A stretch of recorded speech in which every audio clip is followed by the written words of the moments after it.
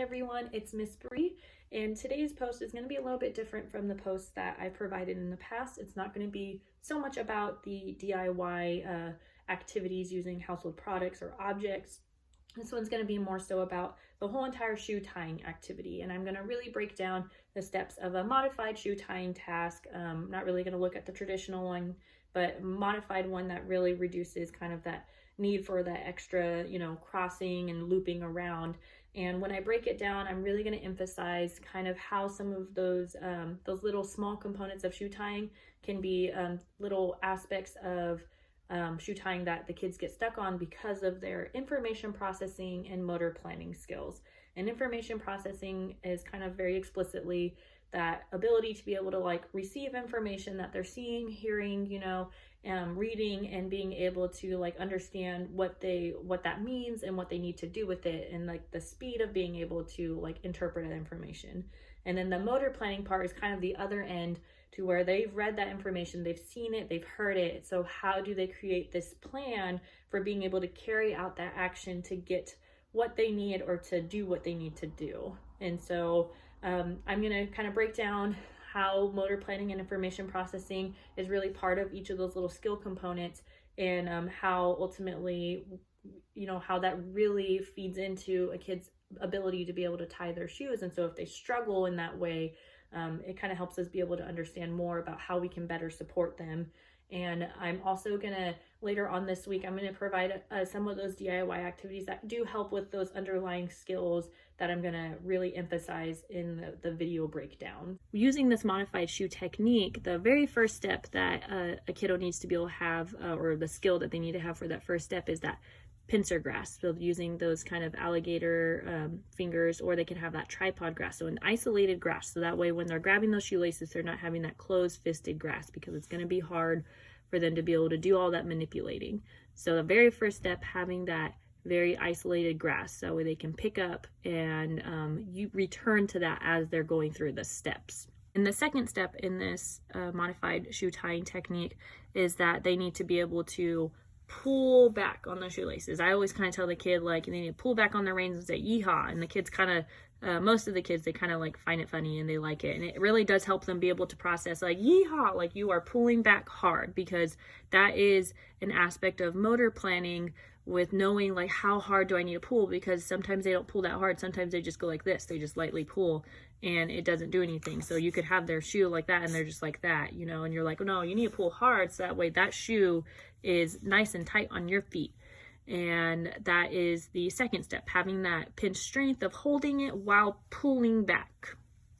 And this third step is the part where it kind of makes it the modified shoe tying technique, and they have to grab these aglets and they have to find the second hole that's underneath the hole that the laces are coming out from, and they have to poke in, and not just poke in, but push down and push up. So they're poking it in, pushing down, pushing up. And that really just ensures that the aglets are really in there, so that way when the kiddo, because it's going to happen since they're first learning, they're going to have the tendency to want to pull hard, because they're just familiarizing themselves with how to be delicate. And so having those aglets nice and in there is going to really reduce the likelihood of, the aglets falling out and then, them having to start all over. Okay, and this is where that motor planning and information processing really comes into play, and where you start to see that skill breakdown. So going back to that pincer grip, again, it's only going to be something that the kid has to have routinely. And so they're going to be touching these loops, because these loops have been formed now that you poked those aglets in. They're going to be touching and pinching these loops, the tip, I call them the bunny ears, with that pincer grip. And so they're going to hold them with that pincer grip. And you even just saw right now that I had to kind of really manipulate it so that way I could have that good pincer grip. It's not just something that you can easily just pick up. Sometimes you have to kind of wiggle it around into your fingertips. So having that pincer grip. And then once they have it in their pincer grip again, they're going to cross. And this is where it can be hard for kids, because they're crossing, and when you cross, you're using both hands, and that means that both sides of the brain are having to interact with one another, and that can be tough for a kid who's just learning how to tie a shoe, or who just might have a hard time with being able to process that information and know how to carry out that motor action to get what they need done. And so when they're crossing, sometimes you'll see kids who they don't really cross, they don't know what it means or what it could feel like to be like, oh, you just need to cross it like that. You'll see them crossing like this or something, or they overcross and they'll cross like that. And that's what makes it difficult for them to be able to do that next step of being able to kind of feed the loop under. So that's like the very first part where you'll kind of see that skill breakdown. And that's mainly the reason why, because you're using both sides of the brain now to have to cross them. You're crossing that middle point, and that's really tough. That's a complex skill. Okay, so now that you've crossed, you don't just tie your shoes, with your arms kind of over each other. When you cross, there's an additional component that you need to be able to do, where once you cross, you kind of do a handoff, you do a transaction where you're passing off one of the laces to the other hand, and this hand is still holding both of those laces, but it's going to slowly let go of that lace. Sometimes the kid can drop it, and then they pick it up with the other hand. But you saw right there just how many little small components are in just that little step of I'm crossing, I'm passing it off, it's still holding both of them, and then I'm going to pick it up with my other hand. And for that, like, there's just, really small detailed movements that you're having to do that could be hard for some kids. And there's a few different ways too to be able to do the handoff, like that is the way that I do it. I kind of just like tuck it under my thumb, and then I put it in between my two fingers. And it wasn't even like that in the first place. I had it between my two pincer grasps. So I bring this finger down to be able to hold it, and then I tuck it under that pointer finger, and then I hand it off that way to my thumb, and then I grab it with that hand. And that was just 4 different things that happened in one step. And can you imagine for a kiddo who is just learning how to tie their shoes, or how they're just like, whoa, how did you get to that point? For them, it's like, it's magical. And so that can be tough when you're not walking them through it, being like, okay, here's what you do with your fingers. They have to have that step by step of, here is what you do with your fingers. You're going to flip flop, and you have them in both hands now. Now that you you've gotten to this step, you've helped them through it. They have the crossed laces in both of their hands now in the correct side. They're not crisscrossed anymore. And so now you have this additional complex part where, it's not like that you can just like tuck it under, because then the tunnel and the bridge, they start to fall. And that's hard for a kid to kind of be able to keep track of that tunnel when it's really loose. Because when it's really loose, you're going to see them starting to tuck it in weird places and stuff. And it gets frustrating. And so this is where it's important to be able to additionally show them and to be mindful of, this is a really hard part, because they just got through that whole entire thing where there was 5 different steps in that one step, just to get it to this part.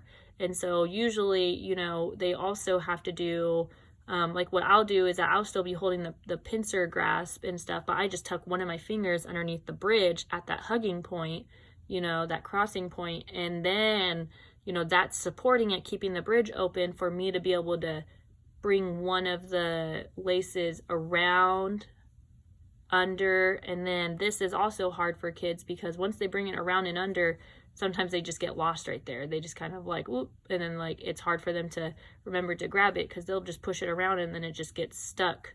They're holding the bridge open and then it just gets stuck right there, and they're just like, whoops, like they have to remember that motor planning of, oh, I need to push it all the way through.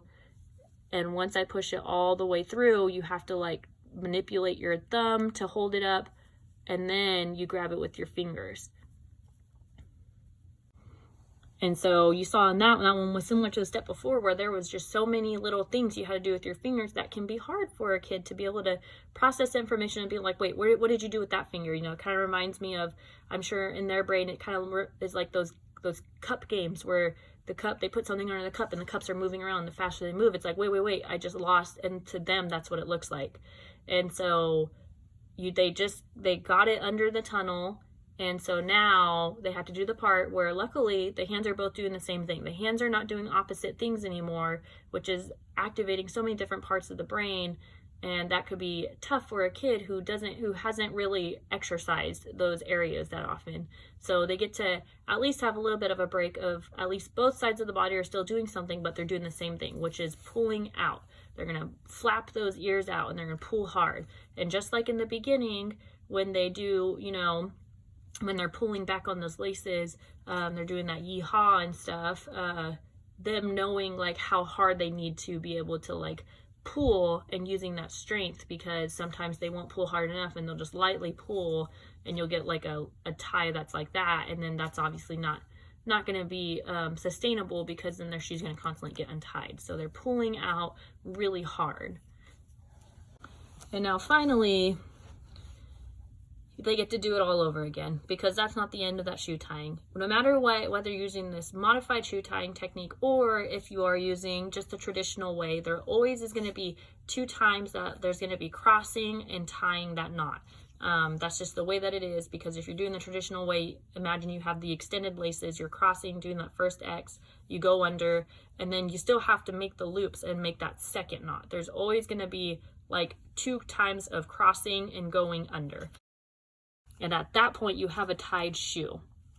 And when they get to that point, there is one more step, and it's up to how the kiddo is feeling, but they may be fatigued at that point, because as you see, like this video with how long it is, that's how long it may take for them to be able just to tie their shoe and get to this point.